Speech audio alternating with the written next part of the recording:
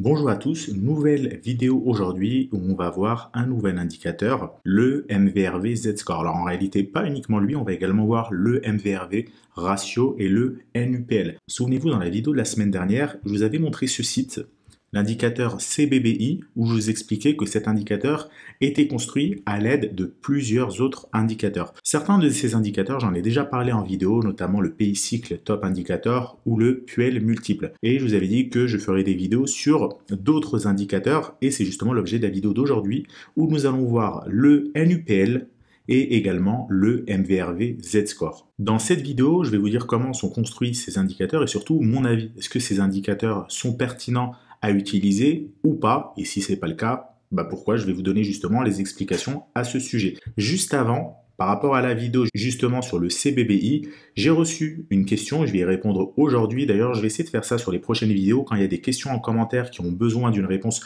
soit visuelle, soit un peu plus longue, donc à l'oral c'est plus simple à expliquer, eh bien je vais y répondre dans les prochaines vidéos. Donc là, un abonné qui demandait comment on arrive à diviser sur le chart par le M2. Vous avez fait une vidéo justement sur le M2 la semaine dernière.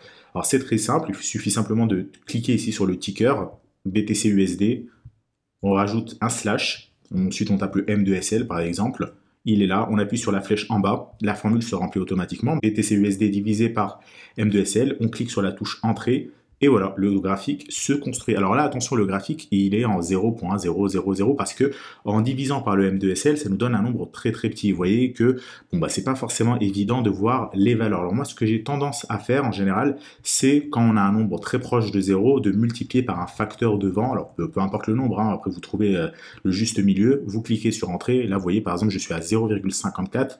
C'est plus facile à lire que 0.000, etc. Et si le nombre est trop grand, admettons par exemple que j'avais fait M2SL divisé par BTC USD, on aurait fait l'inverse. Au lieu de multiplier par ce grand nombre, on divise par ce grand nombre. Tout ça dans le but d'avoir des valeurs simples à comprendre, des valeurs entre 0 et 1, ou bien entre 1 et 100, etc. Et c'est justement d'ailleurs comme ça qu'on obtient les MVRV ratio, MVRV Z-score. À quoi servent ces indicateurs? Eh bien, ces indicateurs servent justement à avoir des ratios simples à comprendre, des valeurs entre 1, 2, 3, 4, plutôt que d'essayer de retrouver ces valeurs-là directement à la source via le Realist Price. Et donc, c'est justement ce qu'on va voir dès maintenant sur cette vidéo. Juste par rapport au CBBI, si vous n'avez pas vu la vidéo de la semaine dernière, je vous invite à aller la regarder. Elle a été postée il y a quelques jours sur cette chaîne YouTube et donc je vous explique comment fonctionne cet indicateur-là. Tout de suite, on va passer au MVRV et on va voir la façon dont cet indicateur est construit. Alors, ce qu'il faut savoir, c'est qu'il y a déjà deux sortes de MVRV. On a le MVRV à la base, qui est le MVRV ratio, et on a celui qui, je pense, est le plus connu, le MVRV Z-score. Et donc, on va voir dans cette vidéo ces deux indicateurs, comment ils sont construits. Alors déjà, on va commencer par le MVRV ratio. Pour le construire, c'est extrêmement simple. Comme son nom l'indique, finalement, c'est juste la market cap divisée par la realized cap. La market value divisée par la realized value.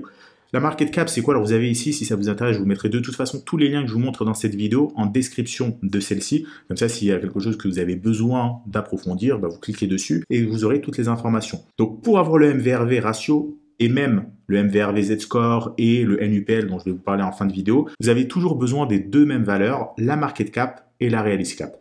La market cap, c'est quoi? Vous la connaissez déjà. C'est le prix du Bitcoin multiplié par le nombre de Bitcoin.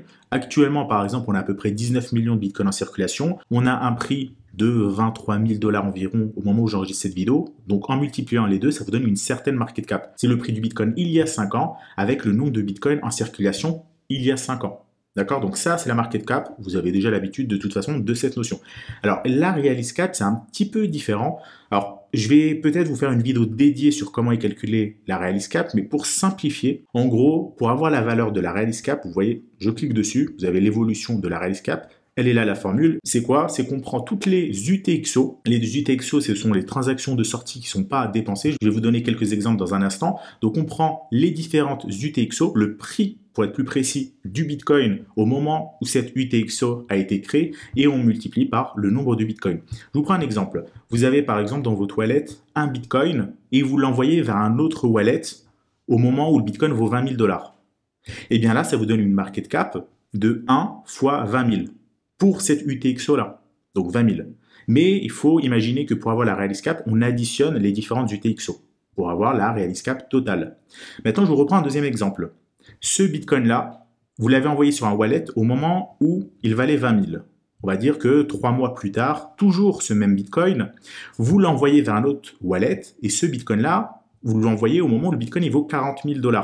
Donc la première transaction, on ne la compte plus pour calculer le release cap parce que c'est une transaction de sortie qui est dépensée cette fois-ci. Donc on l'oublie et donc la release cap va prendre en compte la dernière transaction que vous venez de faire, donc 40 000 $ fois 1, et donc on additionne ces différents UTXO pour obtenir à nouveau la release cap. Voilà pour les explications, j'espère que c'est clair. Si ce n'est pas le cas, probablement que je vous ferai une vidéo pour détailler tout ça. Alors là, j'ai simplifié quand même l'explication et quelques autres petites subtilités. Et voilà, dans l'ensemble, grosso modo, c'est comme ça qu'on obtient la release cap. Maintenant, ce qui nous intéresse dans cette vidéo, c'est de parler des MVRV. Alors le MVRV, comment on l'obtient? C'est extrêmement simple. On prend la market cap, la première définition que je vous ai donnée, et on divise ça par la realized cap, et donc on obtient ici, vous le voyez, un ratio, un oscillateur. Voilà, vous voyez que l'oscillateur, il oscille, bon, grosso modo, entre un peu moins que 1 jusqu'à 5, 6, 7. Ça veut dire quoi? Ça veut dire que lorsque, par exemple, l'oscillateur vaut 1, ça signifie que la realized cap et la market cap ont la même valeur. Si par contre, on est au-dessus de 1, c'est-à-dire que le numérateur est plus élevé que le dénominateur, donc que le prix du Bitcoin, grosso modo, il est plus élevé que son realized price. Et en dessous de 1, c'est l'inverse. Comment on interprète cet indicateur? Extrêmement simple. Si le MVRV est en dessous de 1, ça veut dire qu'on a la market cap du Bitcoin qui est en dessous de la realized cap, et donc ça veut dire que le Bitcoin est sous-évalué. Si on a le MVRV au-dessus de 3,5, c'est-à-dire que la market cap du Bitcoin vaut 3 fois et demi la release cap.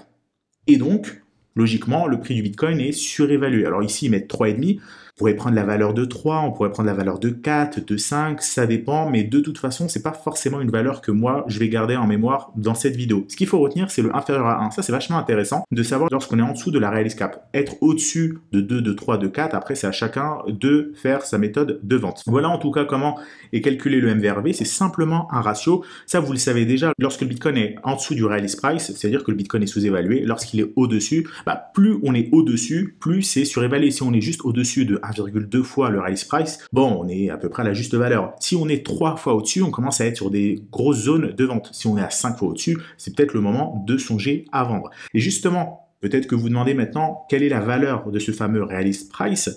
Vous n'allez pas avoir besoin de le calculer parce que ce site-là vous le fait pour vous, Look into Bitcoin. Je vous ai expliqué comment tout à l'heure on obtient le release price. Bon, en réalité, ça c'est juste des termes un peu techniques. Vous n'avez pas besoin de calculer ça, ça sert à rien et personne ne le fait. Ce qui compte, c'est simplement la valeur actuelle du release price. Comme je vous le disais, ce site le fait pour vous et vous le voyez, le release price, c'est la courbe ici en orange. La courbe en noir, c'est le prix du Bitcoin. La courbe en orange, c'est la release price. Et donc, vous le voyez logiquement, lorsque le prix du Bitcoin est en dessous de la courbe orange, donc lorsqu'il est en dessous du release price, autrement formulé, lorsque le MVRV est en dessous de 1, on est sur des bons niveaux d'achat pour le Bitcoin. Vous voyez, ici c'était une bonne zone d'achat en 2015, c'était le cas ici en 2019, c'était à nouveau le cas très furtivement mars 2020, et depuis quelques mois, fin 2022, c'était également le cas. A contrario, on a vu que lorsque le MVRV est sur des gros niveaux, au-dessus de 3, de 4, de 5, c'est-à-dire que le prix du Bitcoin vaut 4 fois par exemple son release price. Et donc là, il faut peut-être songer à vendre.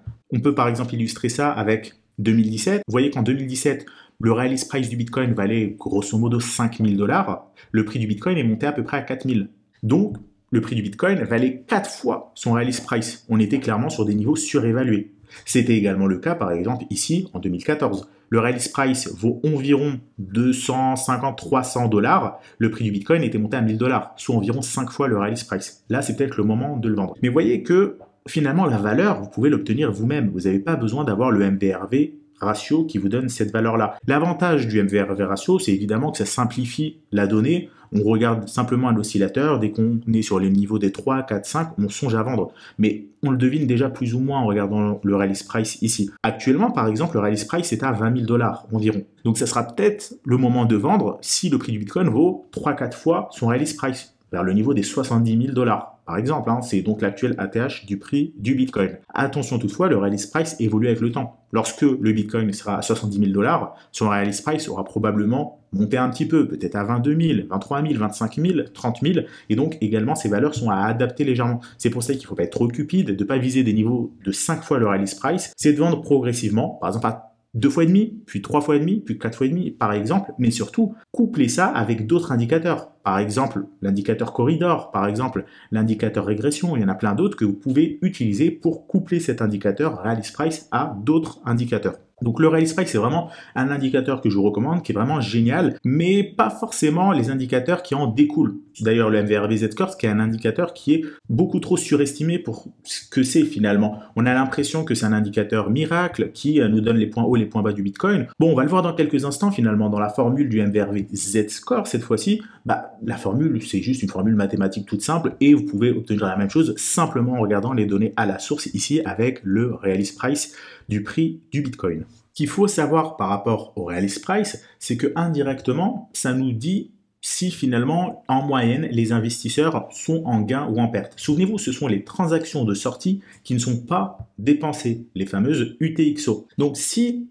vous avez envoyé par exemple un Bitcoin au moment où il valait 20 000 $ et actuellement le prix du Bitcoin est à 30 000 $, et qu'on devait prendre simplement pour le calcul votre Bitcoin, eh bien on serait au-dessus du Realist Price, c'est-à-dire que vous êtes en gain finalement. Et à contrario, si le prix du Bitcoin est à 10 000 $ maintenant, vous seriez en perte. Et donc le Realist Price nous donne finalement un peu cette notion-là, si la moyenne des investisseurs sont en gain ou en perte. Et c'est pour ça que c'est plus intéressant d'acheter en dessous du Realist Price, parce que vous allez acheter sur un niveau où la plupart finalement des investisseurs sont en perte, donc vous allez acheter sur des bons niveaux, vous allez acheter moins cher que la plupart des investisseurs. Et si vous achetez au-delà, vous allez acheter évidemment plus cher. Et plus vous allez être au-delà du Realist Price, sur des facteurs de x3, x4, x5, plus vous allez payer cher votre Bitcoin. Alors cette notion de investisseur en gain, investisseur en perte, il y a un indicateur qui nous le donne de manière beaucoup plus simple, on va dire, c'est le fameux NUPL. Pareil, on va le voir à la fin de cette vidéo, qui lui va se contenter de manière logique, et d'ailleurs plus logique que le MVRV selon moi, de faire une soustraction et pas une division. Il va prendre la market cap moins la Realist Price, divisé par une autre valeur, mais on va le voir ça dans quelques instants. Retenez juste qu'il fait market cap moins Realist Price, et donc si cette soustraction, elle est positive, market cap est au-dessus de Realist Price, donc là, en moyenne, les investisseurs sont en gain.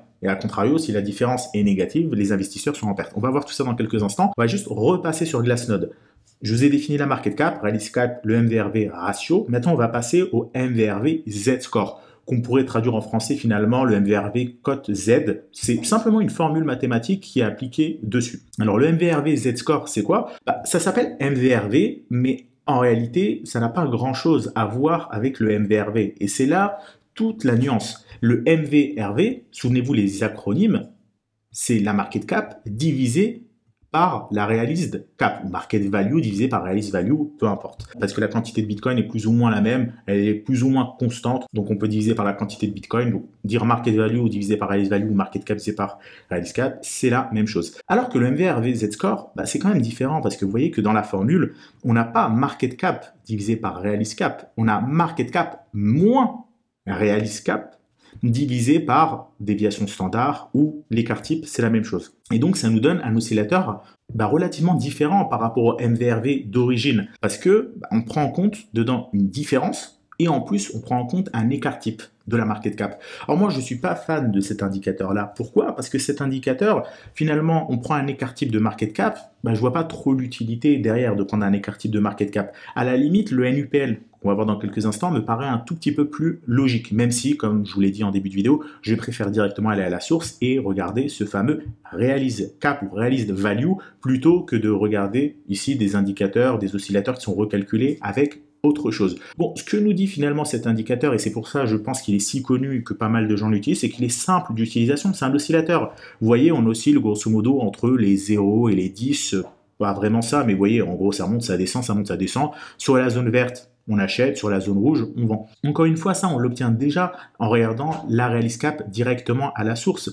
Parce que si par exemple, le prix du Bitcoin vaut 10 fois la Realist Cap, dans la formule market cap, ça fait 10 fois Realist Cap, 10 fois Realist Cap moins Realist Cap, ça fait 9 fois la Realist Cap divisé par l'écart type. Bon, l'indicateur va nous donner une valeur de la résistance vers la borne ici en rouge. Mais encore une fois, ça, on peut déjà le deviner directement en allant soit voir le MVRV ratio, soit en allant voir la Realist Cap. Donc pour moi, le MVRV Z-Score, c'est finalement un indicateur pas si pertinent que ça. D'autant plus qu'il prend en compte autre chose, même si c'est quelque chose de relativement négligeable parce que en fonction de la période à laquelle on regarde, c'est stable dans le temps, mais c'est l'écart type.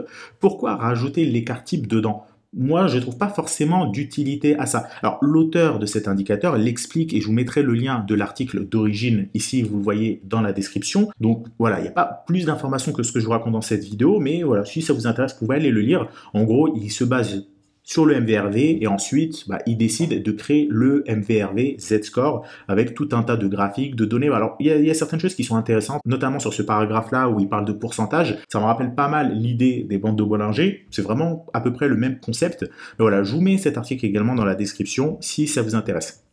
Revenons au MVRV Z-Score. Alors le MVRV Z-Score, cette formule, elle n'est pas sortie du chapeau. En fait, cette formule-là, pour ceux qui ont fait un peu de maths dans leur cursus scolaire, eh bien, ça devrait vous rappeler comment on calcule la cote Z, ou bien la variable centrée réduite. Vous voyez ici, vous avez la formule. Alors, depuis tout à l'heure, vous le voyez, je switch entre les écrans foncés et clairs. Bon, malheureusement, ici, je peux mettre l'écran en foncé, mais ici, si je mets l'écran en foncé, vous n'allez plus voir le graphique. Vous voyez, là, le graphique est un petit peu plus dégueulasse.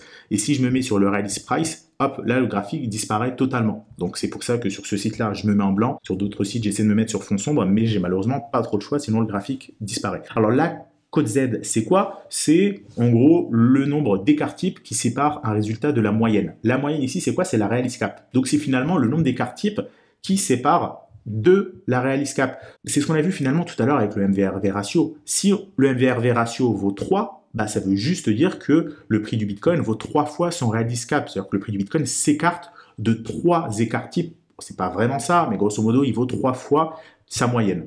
Et donc, ça veut dire qu'il est surévalué. Donc, vous avez ici la formule pour calculer la variable centrée réduite ou la cote Z. X, c'est quoi? C'est la market cap du prix du Bitcoin, c'est la fameuse variable, c'est ce qui varie. Moins, vous enlevez la moyenne. La moyenne, c'est la Realis Cap. Souvenez-vous, c'est plus ou moins la définition que je vous ai donnée tout à l'heure. C'est qu'on additionne toutes les UTXO. Donc, finalement, c'est comme si on lissait le prix du Bitcoin à différentes temporalités, parce que les UTXO, il y en a qui datent d'il y a 10 jours, il y en a qui datent d'il y a 1 an, il y en a qui datent d'il y a 5 ans, etc. Et donc, on divise ici par l'écart type de la variable qui est donc la market cap, ou le prix du Bitcoin. C'est plus ou moins la même chose, parce que, souvenez-vous, market cap, c'est prix du Bitcoin fois le nombre de Bitcoin en circulation. Le nombre de Bitcoin en circulation, surtout sur ces dernières années, est quasiment stable. Ça augmente un petit peu chaque jour, évidemment, mais c'est plus ou moins stable, donc c'est une constante.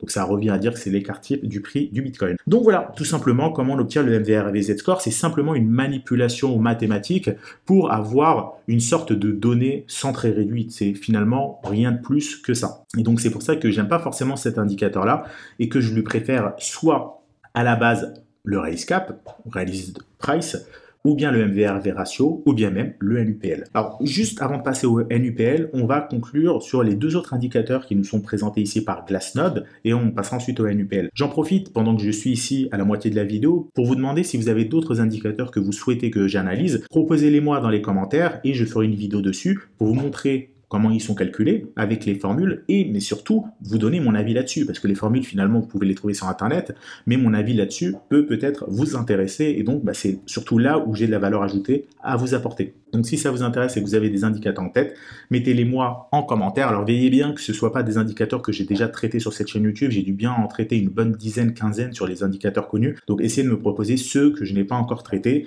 et je sélectionnerai évidemment ça. Alors pourquoi je le fais? Parce que je me suis rendu compte finalement que je fais des vidéos sur l'analyse fondamentale sur Glassnode il y a quelques semaines, courant janvier, eh bien je parle de certains termes que j'ai pas forcément définis sur cette chaîne. Je parle parfois du MVRV ratio, parfois je parle du PL multiple, etc., etc. Et donc c'est des termes que j'ai pas forcément définis et que je pars du postulat que vous les connaissez. Mais tout le monde ne connaît pas forcément la Realis Cap, tout le monde ne connaît pas forcément des transactions UTXO. Donc c'est pour ça que à partir de maintenant, ce que je vais faire, c'est que je vais alterner entre contenu théorique, comme cette vidéo et d'autres qui ont précédé et qui vont suivre, mais également des vidéos un peu plus pratiques pour vous donner l'état du Bitcoin. Parce que vous faire une analyse fondamentale sur le Bitcoin semaine après semaine, ça ne sert pas à grand chose, le prix du Bitcoin ne bouge pas beaucoup, et faire une analyse technique, pareil, quand le prix du Bitcoin ne bouge pas, ça ne sert pas à grand chose. Donc je vais essayer de faire des vidéos d'analyse technique au moment opportun, et non pas comme finalement je vous l'avais dit chaque semaine, parce que des fois le prix du Bitcoin ne bouge pas, l'analyse elle peut rester valable pendant 1 mois, 2 mois, et donc quand le prix ne bouge pas, j'en profite pour vous faire des vidéos plus théoriques, ou des vidéos d'analyse fondamentale, s'il y a des choses qui bougent en chaîne. Et si par contre le prix du Bitcoin se met à bouger, hop, c'est parti pour l'analyse technique. On switch évidemment de contenu comme ça en fonction de ce qui est pertinent. Revenons sur le sujet de cette vidéo. Donc je vous disais que sur Glassnode, il y avait encore deux indicateurs dont je ne vous ai pas parlé, le LTH-MVRV et le STH-MVRV. C'est des indicateurs extrêmement simples à comprendre. Si vous avez compris ce que c'est le MVRV ratio jusqu'à présent, le LTH-MVRV c'est quoi? Ça prend le MVRV ratio, attention, pas le MVRV Z-score, vraiment le MVRV ratio, mais ça ne va pas prendre en compte toutes les UTXO, ça va prendre en compte uniquement celles qui sont à long terme. D'accord? Donc LTH, c'est Long Term Holder. Souvenez-vous, je vous avais fait une vidéo il y a une semaine ou deux où je vous parlais justement de la Realist Cap. Et je vous disais qu'il y avait plusieurs types de Realist Cap. Il y avait celle qui prend en compte toutes les transactions. Ensuite, il y avait celle qui était à long terme, donc qui prenait les transactions qui avaient plus de 155 jours. Et la Realist Cap à court terme qui prend uniquement en compte les transactions en dessous de 155 jours. Et on avait vu dans cette vidéo que finalement, bon, les trois valeurs se suivent plus ou moins et ça sert à rien de s'embêter à prendre du long terme et du court terme, autant faire une moyenne. La Realist Cap en moyenne est à peu près à 20 000 $ comme les deux autres, donc autant juste pas s'embêter. Et donc c'est pour ça que le LTH MVRV et le STH pour Short Term Holder, je vous les recommande pas spécialement. Ça sert à rien d'utiliser plusieurs fois les mêmes indicateurs parce que finalement, c'est les mêmes données derrière. Que vous utilisez le MVRV, ratio, Z-score, LTH, STH, derrière, vous utilisez tout le temps la Realist Cap. Alors oui, certaines sont plus long terme, court terme ou sont très réduites, mais peu importe. Si vous voulez, vous pouvez utiliser l'un de ces quatre indicateurs. Alors moi, je vous recommande plutôt le premier, MVRV ratio, mais ça sert à rien d'en utiliser deux ou 3 ou les 4 parce que vous allez retomber sur les mêmes valeurs. Vaut mieux utiliser des indicateurs complémentaires. Par exemple, l'indicateur sur les mineurs, la rentabilité des mineurs dont je vous ai parlé dans une précédente vidéo en janvier, ou bien la régression, ou bien le corrida, ou bien plein d'autres indicateurs qui existent, mais en tout cas, ça sert à rien d'utiliser les 4 parce que vous allez tourner en rond. Tout comme avec le NUPL qu'on va voir dans quelques instants, si vous utilisez le NUPL, n'utilisez pas le MVRV. Si vous utilisez le MVRV, n'utilisez pas le NUPL. C'est des indicateurs qui se répètent puisque vous utilisez la même donnée à la base. Donc ça ne sert pas à grand chose. Alors, quand je dis la même donnée, c'est plus ou moins la même donnée, oui, puisque certains vont utiliser l'écart type, d'autres vont diviser simplement par la market cap. Bon, grosso modo, on obtient plus ou moins la même chose, surtout que c'est des indicateurs plutôt orientés long terme. Voilà donc pour le LTH et le STH. C'est pas forcément des indicateurs que je vous recommande parce que ça fait la même chose que le MVRV ratio. Juste avant de passer au NUPL, eh bien, vous pouvez également retrouver la valeur en direct du MVRV Z-Score, soit sur Glassnode, qui est un très bon site que je vous recommande, ou bien sur le site que je vous recommande également, Look into Bitcoin. Et donc là, on retrouve la formule que je vous ai dit. Et vous avez également ici, en temps réel, la variation du MVRV Z-Score. Donc vous voyez par exemple que le MVRV Z-Score, il est proche de la zone verte en ce moment, il vient tout juste de s'en sortir. Donc voilà, on est sur des niveaux extrêmement bas sur le prix du Bitcoin. Et vous avez également un peu de texte en bas si ça vous intéresse pour avoir plus d'informations sur l'indicateur, la vidéo. Il y a également d'autres indicateurs dont j'ai prévu de vous faire des vidéos prochainement, notamment le VDD, qui est un indicateur assez intéressant, donc je vous prévois une vidéo dessus. Le NVT, j'en ai déjà fait une vidéo en 2019, il me semble. Et voilà, bon, bref, il y en a plein des indicateurs sur ce site-là. Vous passez votre souris sur le mot chart ici, et vous voyez, vous avez tout un tas d'indicateurs. Donc certains, je les ai déjà traités, notamment le stock to flow, notamment le fear and greed, notamment le PI top, le golden ratio, je l'ai déjà traité. Bitcoin Logarithm Growth Curve également, MVRV je suis en train de le faire, mais il y en a d'autres, je ne l'ai pas encore fait et je prévois justement de les faire prochainement. Donc dans cette liste-là, il y en a pas mal. Voilà, le pool multiple, je l'ai déjà fait, Bitcoin hash rate, je l'ai déjà fait, le hash ribbon, je l'ai déjà fait, mineur revenu, je l'ai déjà fait, mais voilà, il y en a d'autres que j'ai pas fait, notamment ici le hodl wave, je l'ai pas encore fait. Qu'est-ce qu'on a d'autre? Le VDD, j'ai prévu de faire une vidéo là-dessus prochainement, comme je vous l'ai dit. Mais voilà, tout n'est pas sur ce site-là. Donc si vous avez des indicateurs que vous souhaitez voir en priorité, n'hésitez pas à me les proposer. Donc voilà par rapport à ce site-là, vous avez donc le MVRV Z-Score et vous avez également le Realist Price directement accessible. Tous les liens se trouvent encore une fois en description. Et on va terminer cette vidéo avec le fameux NUPL. Alors cet indicateur-là, bon, c'est comme avec le MVRV finalement, on utilise deux données, market cap et realist cap. Donc on fait market cap moins realist cap divisé par market cap. Pourquoi on divise par la market cap? Tout simplement parce que lorsqu'on fait la soustraction des deux, on obtient une market cap. Market cap moins market cap, ça fait market cap. Donc ça veut dire quoi? Ça veut dire que ça fait une grosse valeur. Donc on redivise par une market cap pour justement avoir un pourcentage, on va dire. Ça permet de normaliser les résultats. Et donc, ça c'est pratique parce que la market cap, c'est toujours une valeur positive. Donc, ce qui compte sur la valeur, c'est finalement ce qui est au numérateur. Market cap moins realist cap. Si le numérateur est positif, ça veut dire que market cap est supérieur à realist cap, donc le prix du Bitcoin est au-dessus de la realist cap ou realist price. Si c'est une valeur négative, ça veut dire que le Bitcoin est sous-évalué parce que market cap est inférieur au realist cap. C'est ce qu'on voit en bas, hein, vous le voyez sur ce graphique-là, on avait plusieurs niveaux où le NUPL est en dessous de 0, notamment, comme je vous l'ai dit tout à l'heure, comme avec le MVRV finalement, parce qu'on utilise les mêmes données, donc forcément on a plus ou moins les mêmes résultats, à quelques oscillations près, mais on obtient plus ou moins les mêmes résultats. Donc fin 2022, on était sur des très bons niveaux d'achat, on était également sur des très bons niveaux d'achat en 2019, et même ici en 2015. Et ensuite, plus on dépasse le niveau des zéros, et plus on va sur des niveaux surévalués. Là, vous voyez, on est repassé au-dessus du niveau des zéros. C'est logique parce que le realized price actuellement est aux alentours des 20 000 $, le Bitcoin est aux alentours des 23 000. Donc 23 000 moins 20 000, c'est un nombre positif. Donc forcément, on est au-dessus de zéro et on vient tout juste de repasser au-dessus de zéro. Et vous voyez que le NUPL nous donne un pourcentage. Et donc, l'idée, c'est d'essayer de revendre par palier. Vous voyez, là, c'est monté par exemple sur le niveau des 70%, ici vers les 70, ici également vers les 70, 75, 80. Donc, l'idée, c'est de vendre par palier. Peut-être vendre une partie lorsqu'on est à 50% au-dessus, une autre partie peut-être à 70 et une autre peut-être à 90. Après, libre à vous, évidemment, de faire vos stratégies d'achat et de vente de votre côté. Vous avez également ici du texte pour en savoir plus sur le NUPL, également une vidéo si ça vous intéresse. Voilà par rapport à cette vidéo. Donc, je vous ai donné mon avis sur le MVRV ratio, Z-score. J'espère que tout était clair. Si vous avez des questions, des doutes suite à cette vidéo, posez-les-moi en commentaire. J'y répondrai dans les prochaines vidéos. Si c'est des questions qui méritent des réponses longues ou des réponses visuelles. Vous avez mon avis donc sur le MVRV, sur le NUPL et sur le LTH et STH MVRV. J'espère que tout est clair. Si vous voulez que j'analyse d'autres indicateurs, proposez-moi ça sous la vidéo. Si vous avez des articles que vous trouvez intéressants et que vous souhaitez avoir mon avis là-dessus, savoir si par exemple tel indicateur est intéressant ou tel indicateur ne l'est pas, eh bien proposez-les-moi pareil et je m'en ferai un grand plaisir d'en faire une vidéo. Alors, vous voyez qu'à la fin de cette vidéo, finalement, la conclusion, c'est quoi? C'est que le MVRV, c'est un indicateur qui est peut-être un peu trop surcoté pour ce que c'est, parce que le rally scrap, c'est quand même beaucoup mieux. C'est mieux d'aller à la source, mais voir le prix avec le rally price, c'est pas forcément si évident, parce qu'il faut faire quand même le calcul à la calculatrice ou de tête, mais il faut quand même faire un calcul. L'avantage de ces ratios-là, c'est qu'on a directement visuellement sorte d'oscillateur et on sait lorsqu'on est surévalué ou pas. Mais comme toujours, lorsque on simplifie les indicateurs ou qu'on les transforme sous forme d'oscillateur ou autre, parfois on perd un petit peu de vue comment sont construits ces indicateurs et c'est dommage parce que utiliser ces indicateurs-là, quand on sait comment ils sont construits et toutes les conclusions qui vont derrière, c'est pertinent. Et si on utilise un indicateur sans savoir comment il est construit, c'est embêtant. Ce que je vous dis là, c'est valable évidemment sur tous les indicateurs que vous pouvez par exemple trouver sur TradingView. Utiliser un RSI, un stochastique, un MACD, des bandes de Bollinger, des vagues d'Elliott ou peu importe, ok, pourquoi pas? Mais derrière, il faut quand même comprendre un minimum, pas forcément en détail, toutes les formules mathématiques, mais au moins un minimum, comment il construit cet indicateur-là. Parce que des fois, on se dit, oui, mais cet indicateur-là, il est sur le niveau des 90, ça veut dire ça.